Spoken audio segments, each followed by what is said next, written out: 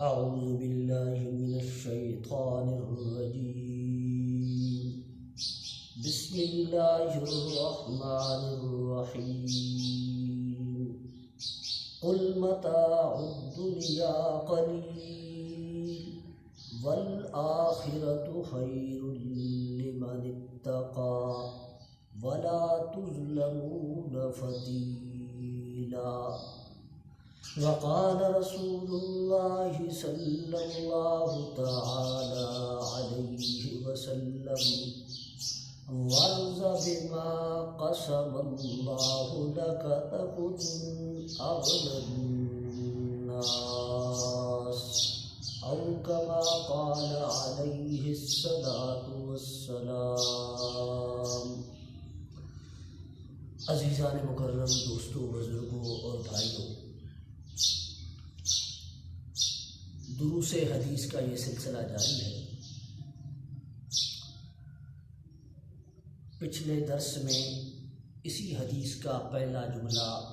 آپ حضرات کے سامنے ذکر کیا تھا، جس میں رسول اللہ صلی اللہ علیہ وسلم نے ارشاد فرمایا: اتق المحارم تکن اعبد الناس.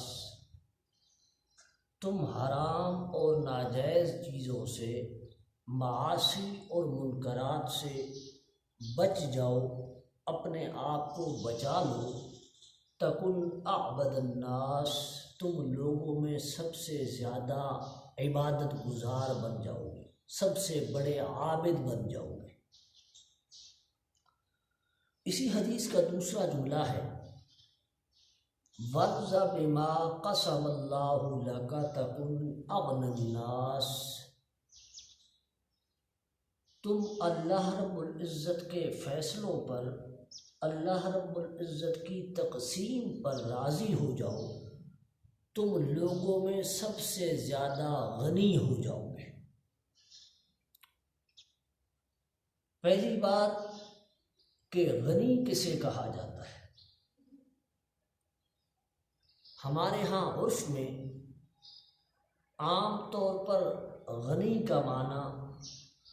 ظاہری مالداری اور ظاہری دولت مندی سے کیا جاتا ہے. ظاہری طور پر کسی شخص کے پاس روپیہ پیسہ زیادہ ہو، جائیداد پراپرٹی ہو، تو ایسے شخص کو عام طور پہ مالدار اور دولت مند تصور کیا جاتا ہے. لیکن اگر دیکھا جائے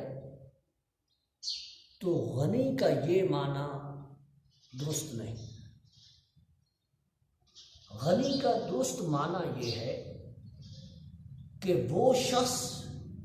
جو اپنے آپ کو کسی کا محتاج نہ سمجھے، وہ شخص جو اپنے آپ کو کسی دوسرے کا ضرورت مند اور حاجت مند نہ سمجھے، وہ غنی ہے. چونکہ عام طور پہ جو شخص مالدار ہوتا ہے، دولت مند ہوتا ہے، وہ بھی اپنے آپ کو کسی کا ضرورت مند یا حاجت مند نہیں سمجھتا، تو اسے بھی غنی، مالدار اور دولت مند کہا جاتا ہے. لیکن اصل غنا اور اصل غنی وہ ظاہری دولت اور ظاہری روپیہ پیسہ رکھنے والے کو نہیں کہا جاتا، بلکہ حدیث رسول صلی اللہ علیہ وسلم کی روشنی میں اگر دیکھا جائے تو دل کے غنا کو اصل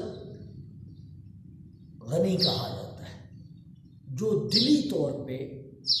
غنی ہو اسے غنی تصور کیا جاتا ہے. رسول اللہ صلی اللہ علیہ وسلم نے ایک حدیث میں فرمایا: لیس الغنا عن کثرت العرض، کہ سامان کا زیادہ ہونا، روپے پیسے کا زیادہ ہونا،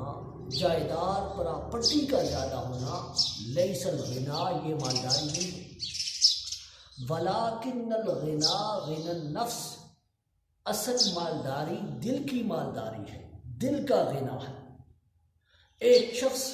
ظاہری طور پہ اس کے پاس بہت روپیہ پیسہ ہے، جائیداد ہے، پراپرٹی ہے، لیکن وہ اپنے آپ کو دوسروں کا حاجت مند سمجھتا ہے، ضرورت مند سمجھتا ہے، دوسروں کے آگے ہاتھ پھیلاتا نظر آتا ہے، تو اسے غنی نہیں کہا جائے گا۔ جبکہ اس کے مقابلے میں ایک وہ شخص ہے جس کی آمدنی محدود ہے، جس کے پاس روپیہ پیسہ محدود ہے، جس کی پراپرٹی اور جائیداد وہ بھی محدود ہے اور بہت کم ہے، لیکن وہ دلی طور پہ مطمئن ہے، دلی طور پہ وہ سکون میں ہے، وہ اپنے آپ کو کسی دوسرے کا حاجت مند، ضرورت مند نہیں سمجھتا، تو اصل غنا اور اصل غنی اسے کہا جائے گا۔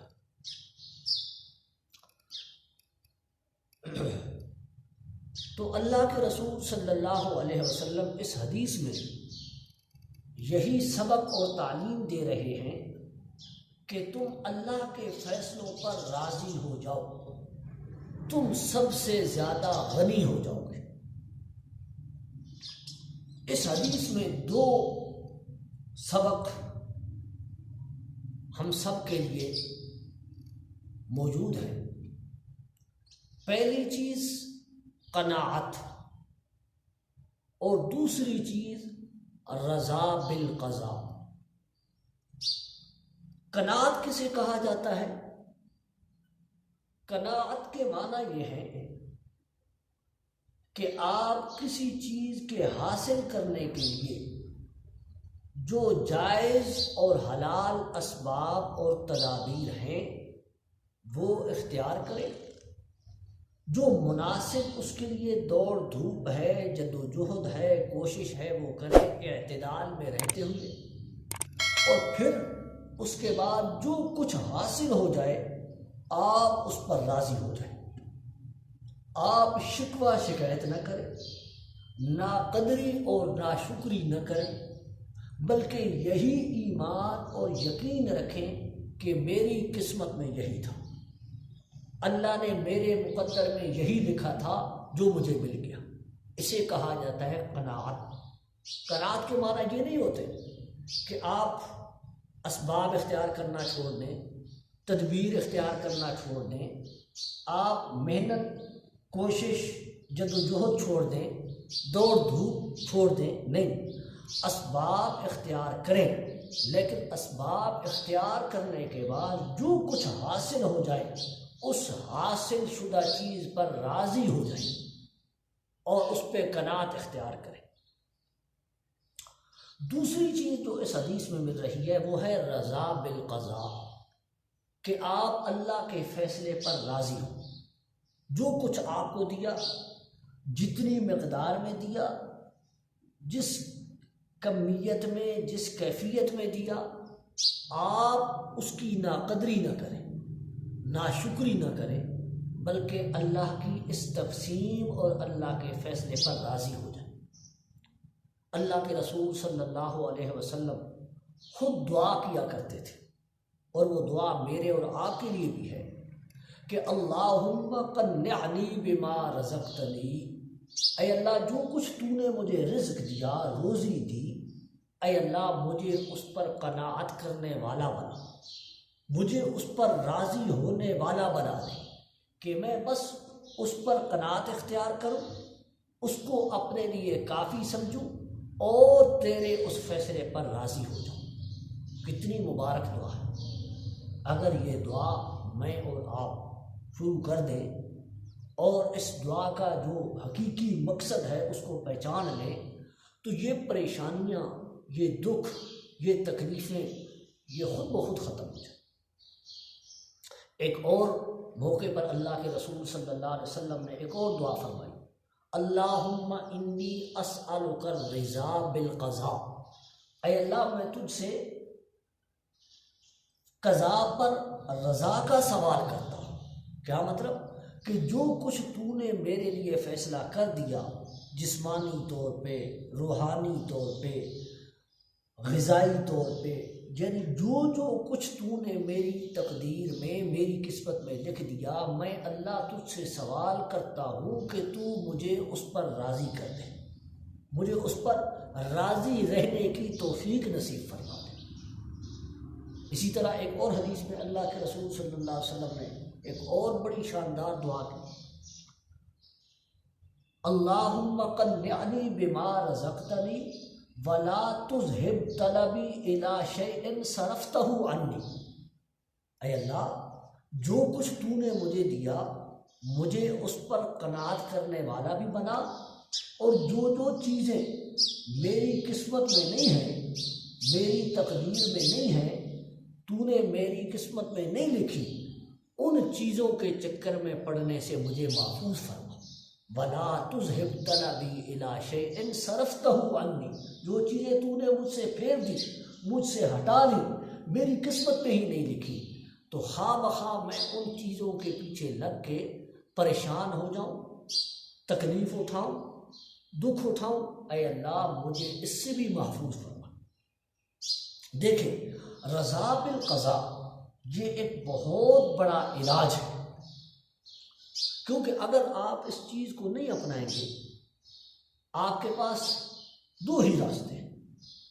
یا تو آپ کسی خواہش کے پورا نہ ہونے پر کڑتے رہیں، جلتے رہیں،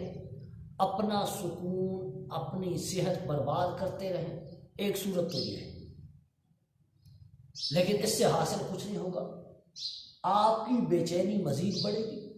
آپ کی تکلیف مزید بڑھے گی، آپ کا دکھ مزید بڑھے گا۔ اور دوسری صورت یہ ہے کہ آپ بجائے کسی خواہش کے پورا نہ ہونے پر کڑنے کے، اس پر جزا فضا کرنے کے، اس پر بے صبری کا مظاہرہ کرنے کے، آپ اللہ کے فیصلے پر راضی ہو جائیں، آپ یہ کہیں کہ بس جو کچھ میری قسمت میں میرے فیصلے میں تھا وہ مجھے مل گیا، اور جو نہیں مل رہا وہ اللہ نے میری قسمت میں لکھا ہی نہیں، وہ اللہ نے میرے مقدر میں لکھا ہی نہیں، اسی وجہ سے مجھے نہیں مل رہا۔ تو یہ چیز آپ کے لیے جسمانی طور پہ، روحانی طور پہ، دنیاوی طور پہ، اخروی طور پہ، ہر لحاظ سے آپ کے لیے فائدہ مند ہے اور آپ کے لیے کامیابی کی ضمانت ہے۔ تو اللہ کے رسول صلی اللہ علیہ وسلم نے بھی اس حدیث میں یہی سبق دیا، وَارْضَ بِمَا قَسَمَ اللَّهُ لَكَ تَكُنْ أَغْنَى النَّاسِ، کہ تم اللہ کے فیصلوں پر راضی ہو جاؤ، اللہ کی تقدیر پر راضی ہو جاؤ، تم لوگوں میں سب سے زیادہ غنی ہو جاؤ گے، تمہیں غنا کی صفت حاصل ہو جائے گی۔ آج اسی چیز کو پس پشت ڈالنے کی وجہ سے ہم لوگ پریشان ہوتے ہیں، جو چیز ہمارے حاصل نہیں ہوتی ہم اس پہ کڑتے رہتے ہیں، جلتے رہتے ہیں، پریشان ہوتے رہتے ہیں۔ اگر یہ نظریہ اور یہ عقیدہ اور یہ حدیث کا سبق ہم اپنے پلے باندھ لیں تو ہماری کئی ساری پریشانیاں اور دکھ ختم ہو جائیں، کہ ہم اپنے آپ کو اللہ کے فیصلے پر راضی سمجھیں کہ جو کچھ اللہ نے کیا وہ سب سے بہتر ہے، اور وہی میرے حق میں بہتر تھا۔ شاید جو چیز میں مانگ رہا تھا وہ میرے لیے مناسب نہیں تھی، اسی لیے اللہ رب العزت نے اس چیز سے مجھے دور رکھا اور میری حفاظت فرمائی۔ تو رضا بالقضاء اس حدیث کا دوسرا سبق ہے کہ اللہ کے رسول صلی اللہ علیہ وسلم فرما رہے ہیں، تم اللہ کے فیصلوں پر راضی ہو جاؤ، تم لوگوں میں سب سے زیادہ